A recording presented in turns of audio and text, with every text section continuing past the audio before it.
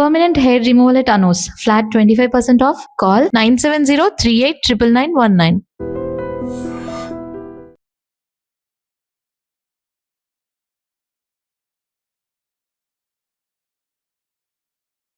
నమస్తే, welcome to I dream. ప్రస్తుతం స్టూడియోలో ఉన్నారు అనలిస్ట్ అంబటి శ్రీనివాస్ గారు. మాట్లాడదాం. సార్ నమస్కారం. నమస్తే. అంబటి శ్రీనివాస్ గారు, అమెరికా ఇరాన్ యుద్ధం ఎప్పుడు ఆగిపోతుందా అని చెప్పి అందరూ ప్రపంచ దేశాలు కూడా వెయిట్ చేస్తూ ఉన్నాయి. ఎప్పుడైనా అది శాంతి ఒప్పందం కుదిరితే బాగుండు అని చెప్పి అందరూ చూస్తూ ఉన్నారు. ఇలా అవుతుంది అనుకుంటున్న టైంలో మళ్ళీ ఒక్కసారి రెచ్చిపోయి ఒకళ్ళ మీద ఒకళ్ళు దాడులు చేసుకుంటున్న పరిస్థితి. ఇప్పుడు మళ్ళీ ఫిబ్రవరి 28వ తారీఖు తర్వాత ఎలాంటి పరిస్థితులు ఉన్నాయో ఇప్పుడు మళ్ళీ అవే కనిపిస్తూ ఉన్నాయి. ఇప్పుడు ఏంటి సార్, ఇది ఎప్పటికీ ఎండకాడు పడుతుంది, ఏమంటారు మీరు? ఇది మీరు అన్నట్టుగా మొన్నటి వరకు ఇంటర్నేషనల్ లెవెల్లో ఒప్పందం అయిపోయింది, అంత ప్రశాంతం అనుకున్నారు. అది మనకు కూడా ఏమైంది, ఇంటర్నేషనల్ ఎకానమీ కూడా బ్యాలెన్స్ అయింది. మొన్నటి వరకు అన్నీ అంటే ఎకనామికల్ ఇవన్నీ పెరిగిపోయినాయి, ఇంక్లూడింగ్ మనం తీసుకుంటే ఫ్యూయల్ ప్రైసెస్ కూడా పెరిగిపోయినాయి, అన్నీ పెరిగిపోయినాయి. సో కష్టం కూడా అయిపోయింది. సో ఆల్ కంట్రీస్లో కూడా ఇది వాళ్ళు అనుకున్నారు ఇది ఎప్పుడు అవుతుంది అనేది. ఇదే మీరు అడిగిన క్వశ్చన్ వేసిర్రు. సో ట్రంప్ అన్నాడు, మెయిన్ క్యారెక్టర్ ట్రంపే ఇక్కడ. ఓకే, సో ఆయన అన్నాడు కూడా అన్ని దేశాల రిక్వెస్ట్ ప్రకారం మనం దాన్ని క్లోజ్ చేద్దాము, అంతే అయిపోయింది కూడా అన్నాడు. కానీ దాన్ని ఇరాన్ వాళ్ళు కాంట్రడిక్ట్ చేశారు, లేదు లేదు ఇంకా అంత అగ్రిమెంట్ కాలేదని. అంటే వీళ్ళు ఇన్ని దేశాలను ఇబ్బంది పెట్టకూడదు. మేజర్ కంట్రీస్, ఒక్కొక్క కంట్రీ నుండి చాలా కంట్రీస్కి ఇప్పుడు మన ఏమంటాము ఎకనామికల్ ఇష్యూస్ అన్నీ పడిపోయినాయి. స్టాక్ మార్కెట్ కానీ ఇది కానీ అన్నీ పడిపోయినాయి. గోల్డ్ రేట్ కూడా పడుతూనే ఉంది చూడండి. ఆ మధ్యన గోల్డ్ సిల్వర్ అట్లా వెళ్ళింది, పెరిగింది. మన ప్రైమ్ మినిస్టర్ మోదీ గారు కూడా అన్నారు, మీరు గోల్డ్ పిచ్చి తగ్గియండి అంతా అని. అంటే అందరు కొద్దిగా కొనొద్దు అన్నాడు. కొన్ని వాళ్ళు ఎందుకు చూస్తున్నారు కదా. ఇప్పుడు మీరు సడన్గా చూడండి, ఇప్పుడు సోలార్ పవర్ మీద కూడా సెంట్రల్ గవర్నమెంట్, స్టేట్ గవర్నమెంట్ చాలా స్పీడప్ అయిపోయింది. ఇప్పుడు మన రేవంత్ రెడ్డి గారి గవర్నమెంట్ కూడా మొత్తం స్పీడప్ చేసింది టు ప్రమోట్ సోలార్. ఎందుకంటే మనకు ఈ గల్ఫ్ కంట్రీస్ నుండి వచ్చే ఫ్యూయల్ తగ్గిపోయింది, రేటు పెరిగిపోయింది. ఇవి ఎంతోమందిని అంటే అది గ్యాస్ మీద ఎఫెక్ట్ పడింది, కామన్ మ్యాన్ మీద కామన్ మ్యాన్ మీద చాలా పడింది అది. అవును. ఓకే, దాన్ని మన గవర్నమెంట్ అయితే సెంట్రల్ గవర్నమెంట్ యాక్షన్ తీసుకుంది, కొద్దిగా ప్రమోట్ చేస్తున్నారు. కానీ ఇంకా చాలా విషయాలు ఉన్నాయి. ఇవన్నీ ఇంటర్నేషనల్ రిలేషన్స్ కానీ ఎకానమీ కానీ అంతా ఇబ్బంది. అదే కాకుండా ప్రాణ నష్టం జరుగుతూనే ఉంది. మిగతావంటే నాన్ లివింగ్ థింగ్స్ అంటే ఇప్పుడు ఏదో తెచ్చుకోవచ్చు, కానీ ప్రాణ నష్టము జరుగుతుందని నడుస్తూనే ఉన్నది. సో ఇది వాళ్ళు అంటే ఈ 2 కంట్రీస్ ఈవెన్ కొందరు మీడియేట్ చేస్తున్నారు, మన ఇండియన్ గవర్నమెంట్ కూడా మీడియేట్ చేస్తున్నది, అందులో మేజర్ రోల్ ప్లే చేస్తున్నది. మన సెంట్రల్ గవర్నమెంట్ పిఎం మోడీ గారు కూడా దాంట్లో మాట్లాడుతున్నారు, చాలా జాగ్రత్తగా మాట్లాడుతున్నారు. మనకు అన్ని కనబడవు, తెర ముందు కనబడవు, కానీ everyone is putting efforts. Okay, అవన్నీ చేస్తున్నారు. ఎందుకంటే ఇంత పెద్ద పాపులేషన్కి ఎఫెక్ట్ అవుతుంది కదా. అవును, ఇదేదో 2 కంట్రీస్ కాదు ఇది. అవును, ఈ కంట్రీకి కొన్ని కంట్రీస్ సపోర్ట్ ఉన్నాయి, ఆ కంట్రీకి కొన్ని సపోర్ట్ ఉన్నాయి, అవన్నీ కూడా ఉన్నాయి. అది ఎంతవరకు పోయిందంటే ఇదే థర్డ్ వరల్డ్ వార్కి వస్తుందేమో అనంత పోయింది ఇప్పుడు. అవును, అవును, ఉన్నారు కూడా అందరూ వెపన్స్ ఇప్పుడు. కానీ మనం ఇనిషియేట్ తీసుకుని ఆ దేశాలతో చర్చలు జరిపి కొంత శాంతి కుదిర్చే ప్రయత్నం చేయొచ్చు అంటారా? మనకు ఆ సత్తా ఉందా? చేస్తున్నారు. డిప్లొమాటిక్ లెవెల్లో, ఏ లెవెల్లో అన్నీ అవుతున్నాయి. అదే చెప్తున్నారు, కొన్ని చెప్తారు, కొన్ని చెప్పారు. జనరల్గా ఇంటర్నేషనల్ అఫేర్స్లో అన్నీ చెప్పారు ఏం జరుగుతుంది, ఎందుకంటే ఆ రిజల్ట్ ఎట్లా ఉంటుందో తెలియదు కదా. కానీ మీరు గమనించండి బాగా, మన సెంట్రల్ గవర్నమెంట్ చూస్తే కొద్దిగా చాలా కేర్ఫుల్ స్టెప్స్ వేస్తుంది. ఇక్కడ ఎవరిని క్రిటిసైజ్ చేయట్లే. అవును, చేయకుండా ఇజ్రాయెల్తో బాగున్నాం, ఇరాన్తో బాగున్నాం, అందరితో అటు రష్యాతో ఉన్నది. కొద్దిగా ఇప్పుడు నిన్న మొన్న కొద్దిగా పాకిస్తాన్ ఇష్యూ రేజ్ కానీ కొద్దిగా మళ్ళీ వీళ్ళు వెపన్స్ అని అదని ఏదో జరుగుతుంది. మరి అది వేరే విషయం. కానీ యాక్చువల్గా ఈ యుద్ధం ఆపడానికి పాకిస్తాన్ లో చర్చలు జరిగినాయి సార్. అది మేజర్. యాక్చువల్గా అప్పుడే అనుకున్నాం మనం, అక్కడ ఒక సొల్యూషన్ వస్తే అంటే మనం అది బెడిచి కొట్టింది. వాళ్ళే విమర్శలు చేస్తున్నారు, పాకిస్తాన్ సరైన కంట్రీ కాదని చెప్పి ఇరాన్ అంటుంది.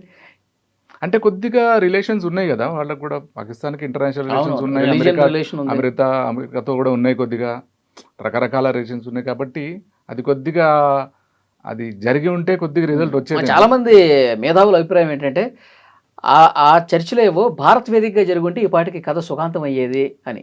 అది జరగాలంటే కూడా మళ్ళీ చాలా ఫోర్సెస్ ఒకటి కావాలా, అంతే కదా. మరి అది ఎందుకు అంటే మరి కొంతమంది ఆపుతున్నారో తెలియదు మనకు. కానీ లేదా ఇప్పుడు 2 సైడ్లు కూడా ఒప్పుకోవాలి, మరి ట్రంప్ ఇండియా మీద అంత ట్రస్ట్ ఉందని నేను అనుకోను. ఉమ్.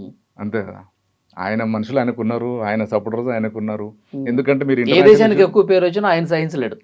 ఇంకొకటి అందరికి తెలిసిన విషయం ఏంది, ఇండియా రష్యన్ రిలేషన్షిప్స్ మంచిగా ఉన్నాయి, ఇప్పటి నుండి ఎప్పుడో ఉన్నాయి. So Russia being a biggest country, అది యాంటీ యుఎస్ఏ. ఉమ్. సో అట్లా అంటే ఇండియన్ గవర్నమెంట్ స్టెప్ తీసుకున్నా కూడా మరి ఏం చేస్తారో తెలియదు అది. ఉమ్. అయితే ఇప్పుడు మళ్ళీ మీరు అన్నట్టు మొత్తం మళ్ళీ తీవ్రంగా అయిపోయింది. అవును. ఇప్పుడు మళ్ళీ ఇంత చెలరేగటానికి ఎవరు తప్పిదం కారణం సార్? మీ అబ్జర్వేషన్ ఏంటి? సద్దుమడుగుతుంది, శాంతి ఒప్పందం కుదురుతుంది అనుకున్న ఇది- టైంలో ఒక్కసారిగా మళ్ళీ ఆ జ్వాలలు ఎగిసిపట్టడానికి రీజన్ ఎవరు తప్పు? ఏ దేశం తప్పు అంటారు? మన అబ్జర్వేషన్లో ఏంటంటే ఇది యుఎస్ డామినేటింగ్ రోల్ కోసం చేస్తుంది. ఓకే, వాళ్ళకి ఏంది ఇన్ఫర్మేషను, ఈ కంట్రీస్ ఇరాన్ నేషన్స్లో ఏమంటారు వెపనరీ ఇవన్నీ ఉన్నాయి రెడీగా. అంటే ప్రతి దేశం ఏం చేస్తుంది, బడ్జెట్ అలొకేట్ చేస్తుంది వాళ్ళ సెల్ఫ్ డిఫెన్స్ కోసం. ఆల్మోస్ట్ 40% అలొకేట్ చేస్తుంది. అది మనం యుద్ధం కావాలని కాదు, మన మీదకి ఎవరన్నా వస్తే అట్లాంటి వెపన్స్తో ఉండాలని ఉంటుంది. సో అదొక one of the reasons. Iran వాళ్ళ దగ్గర ఉన్నాయి వెపన్స్ అవన్నీ. ఇది కొద్ది పాత ఇష్యూస్ కూడా ఉన్నాయి. సో అదొక రీజన్.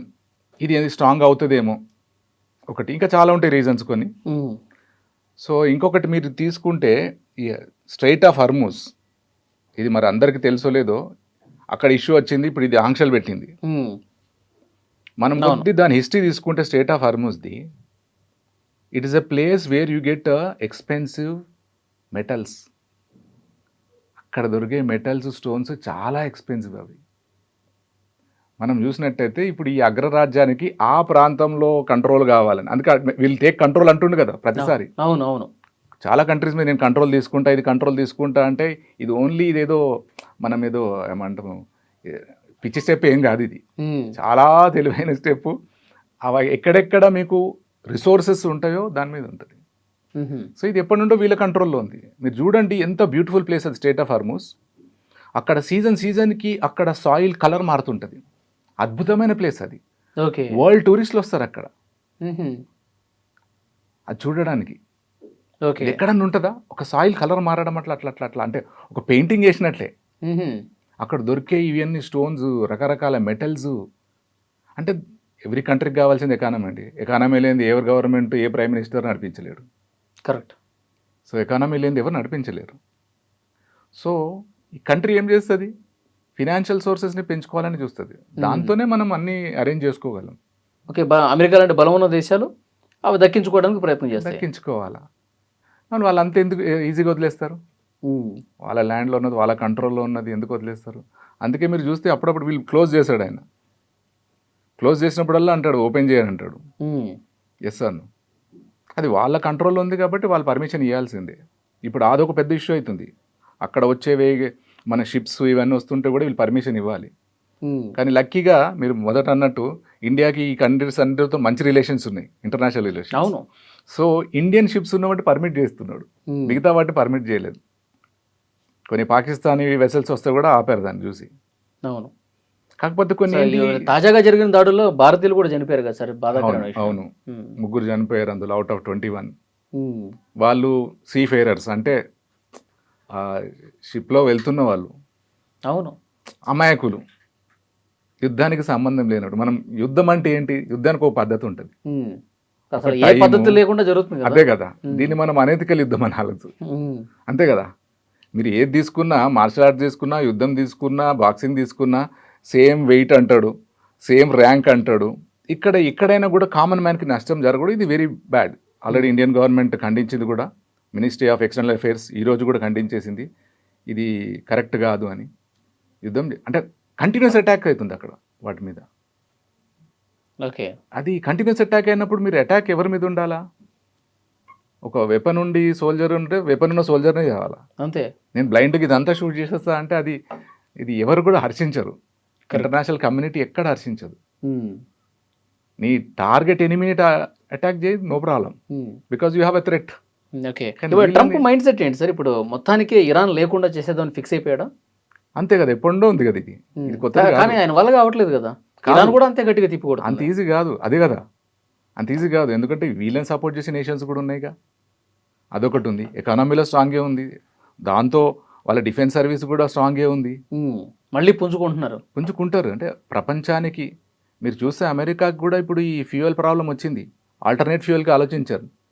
అదే రిలేషన్ బాగుంటే ఆ ప్రాబ్లం ఉండేది కాదు. ఇస్తారును అంటే ఇంతమంది కంట్రీస్కి అది సప్లై చేస్తుంది కాబట్టి అది స్ట్రాంగెస్ట్ ఎకనామిక్ పవర్.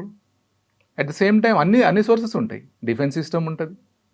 ఇస్తారును వాళ్ళకి వాళ్ళు ఉంటారు. వాళ్ళు వీక్ ఎందుకు ఉంటారు? ఇంటర్నేషనల్కి ఇంత సప్లై చేసిన వాళ్ళు వీక్ ఎందుకు ఉంటారండి? ఓకే, అదొకటి. అటాక్ అయినప్పుడు వేరే నేషన్స్ కూడా ఉంటాయి కదా, న్యూట్రల్ నేషన్స్ వస్తారు, ఎందుకు రారు? మీరు చూడట్లేదా రష్యా యుక్రెయిన్ ఇంకా నడుస్తుంది సంవత్సరాలుగా. చూస్తే చిన్న దేశం అది, రష్యా నుండి స్ప్లిట్ అయి ఉన్న చిన్న దేశం. అవును, వరల్డ్లో సన్ఫ్లవర్ని లార్జెస్ట్ సప్లయర్ యుక్రెయిన్. వాళ్ళ ఎకానమీ పడిపోయింది, అయినా నడుస్తుంది. అంటే there are nations which are support చేస్తారు. అంతే, అది అమెరికా కూడా సపోర్ట్ చేస్తుంది. అన్యాయం జరిగినప్పుడు మనం కూడా ఎవరో మా అమ్మాయి కూడా అన్యాయం జరుగుతుంది, మనము వాయిస్ రేజ్ చేయమండి. మనం వాళ్ళకి ఏం చుట్టాలు అవసరం లేదు రోడ్డు మీద. నిన్న కూడా ఒకటి వీడియో వచ్చింది, ఒక ఓల్డ్ మ్యాన్ని ఓలా డ్రైవర్ ఏదో ఇష్యూ వచ్చి కొట్టేస్తే నలుగురు వచ్చేసి ఆపేసారు, ఎవరో వస్తారు. సో అట్లనే ఒక దేశానికి అన్యాయం జరుగుతున్నప్పుడు వేరే వస్తాయి, మీకు తెలియదు ఎవరెవరు వస్తారో మీకే తెలియదు. అంతే కదా, స్ట్రాటజీ మీకున్నా కూడా ఉంటుంది. కాకపోతే ఇది మళ్ళీ మొదటికి వచ్చి ఇప్పుడు మళ్ళీ చాలా ప్రాబ్లమ్స్ వస్తాయి. ఇంకా మన దేశానికి కూడా ఎఫెక్ట్ ఉంటుంది అంటారా భవిష్యత్తులో ఇట్లాగే జరిగితే? ఉంటుంది, డెఫినెట్గా ఉంటుంది కదా. మనకి మళ్ళీ రేట్లన్నీ పెరిగిపోతాయి అంటారా? పెరుగుతాయి, but the government of India measures తీసుకుంది కదా. ఇప్పుడు మనం మాట్లాడినట్టు గోల్డ్ దాన్ని మాట్లాడినా, అది ఫ్యూయల్ ఆల్టర్నేటివ్ ఫ్యూయల్ మాట్లాడినా గట్టిగా ప్రమోట్ చేస్తుంది. ఇంకా పెంచేశారు ఇవన్నీ సబ్సిడీస్ అన్నిటి కూడా. ఎలక్ట్రిక్ వెహికల్స్, ఎలక్ట్రిక్ వెహికల్స్ ఎంత ఫాస్ట్గా వచ్చేసినాయి. 4 వీలర్స్ కూడా చాలా సబ్సిడీ చేశారు. ఈవెన్ స్టేట్ గవర్నమెంట్స్ కూడా అనౌన్స్ చేసేసింది, మీరు 4 వీలర్ ఇవి తీసుకుంటే ఇదని. Different reason. అందుకు ఈ యుద్ధంలో రెండు ఉంటాయి, లాభం నష్టం. మనకి ఈ లాభం జరిగింది అనుకోవచ్చు. ఇప్పుడు రియలైజ్ అయినాం, అంటే మొత్తం గల్ఫ్ కంట్రీస్లో ఫ్యూయల్ డిపెండ్ కావడము. మన దగ్గర లేని దానికోసం అంత ఆరాటపడటం దానికి ఎందుకు చూడాలి ఎప్పుడన్నా. కరెక్ట్. ఎందుకంటే కొన్ని వేరే కంట్రీస్ చూస్తే మన దగ్గర ఫ్యూయల్ ప్రైస్ ఎక్కువ. అవును, చాలా ఎక్కువ. అది 105, 110 అన్నా కొంటున్నాం, ఎందుకంటే వెహికల్ ఉన్నప్పుడు వాడాల్సిందే. సో ఇది ఇండియన్ గవర్నమెంట్ చాలా అలర్ట్గానే ఉంది. మనకిప్పుడు ఒకటి అంటే జయశంకర్ గారు ఉన్నారు, మినిస్టర్ ఫర్ ఎక్స్టర్నల్ అఫైర్స్. ఆయన ఎక్స్టర్నల్ ఐఎఫ్ఎస్ ఆఫీసర్ కదా. అంతకుముందే అన్ని కంట్రీస్తో అవగాహన ఉన్నాయి. So team is working, no doubt. కాకపోతే కామన్ మ్యాన్ కూడా ఇది ఆలోచించాలి. వాళ్ళందరూ కూడా ఈ జియో పొలిటికల్ టెన్షన్స్ ఏంటి తెలుసుకోవాలి. మనవంతుకు ఏం చేయాలి కూడా చేయాలి. We should not depend totally on the governments. అంతే కదా. అంతే. ఈ కొద్దిగా ఈ స్పృహ రావాలి మనుషులకు కూడా. చూద్దాం సార్ నెక్స్ట్ ఎట్లా ఉండబోతుంది అంటే మళ్ళీ ఒకసారి మనం. Let's hope. yes, thank you very much.